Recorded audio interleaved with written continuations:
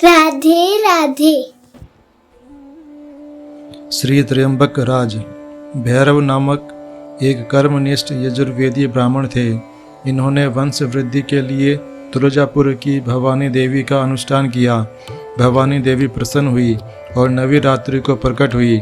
देवी ने 3 फल भैरव जी के हाथ पर रखे और कहा, इन्हें खा लो, इनसे तुम्हारे 3 पुत्र होंगे। इन तीनों में जो बीच का फल है, इससे तुम्हारे जो पुत्र होगा उसके हाथ पर त्रिशूल की रेखाएं होंगी। भैरव जी के यथा समय 3 पुत्र हुए, नरसिंह, त्र्यंबक और कौंडिन्य। त्र्यंबक के हाथ पर सचमुच त्रिशूल की 3 रेखाएं थी। भैरव जी इन पर कभी गुस्सा नहीं होते थे, इनकी कोई बात टालते भी नहीं थे। इन्हें उन्होंने खड़ी पार्टी भी नहीं दी। फिर विद्या कहाँ, इनका उपनयन तो हुआ पर विवाह कराने के फेर में इनके पिता नहीं पड़े। इन्होंने त्र्यंबक के हाथ का त्रिशूल इनकी माँ अंबावती को दिखाकर कहा कि यह कोई महायोगी है।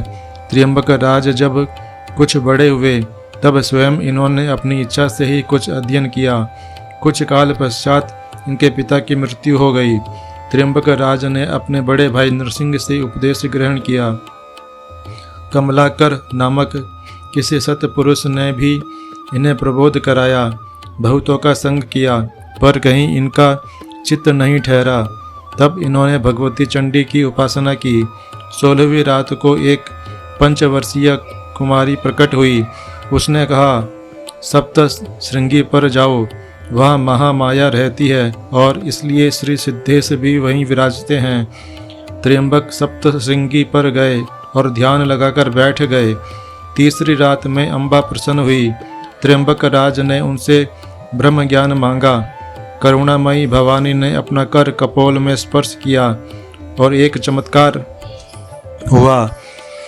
द्विज वेश में श्री सिद्धेश्वर भी प्रकट हुए। उन्होंने त्र्यंबक राज को 5 वचन बताए। इन्हीं में सारा ब्रह्म ज्ञान बता दिया। पीछे एक अद्भुत प्रकाश दिखाया जिसके संबंध में त्र्यंबक राज अपने ग्रंथ में कहते हैं कि वह प्रकाश अभी तक मेरी दृष्टि के सामने सारी सृष्टि में है। उससे मेरे मन सहित सारी इंद्रियां सदा के लिए निर्मल सुख पात्र बन गई। मैंने अनुष्ठान किया भवानी का, पर भवानी के साथ करुणालय शूल पाणी भी प्रसन्न हुए। मेरे लिए जगत और मैं सब ब्रह्मानंद से भर गया। इसी ब्रह्मानंद का जगत को बोध कराने के लिए जगदम्बा ने मुझे आज्ञा दी। उसी आज्ञा के अनुसार त्र्यंबक राज ने श्री सिद्धेश्वर द्वारा प्रदत्त 5 महावाक्यों के आधार पर बाल बोध नामक एक ग्रंथ लिखा। इसमें मुख्यतः ओम की उपासना बताई गई है और उसके साथ योग मार्ग भी दर्शाया गया है। ग्रंथ संवत 1621वीं में लिखना आरंभ हुआ और संवत 1637वीं में समाप्त हुआ। इस ग्रंथ से सिद्धेश संप्रदाय नामक एक संप्रदाय ही चल निकला।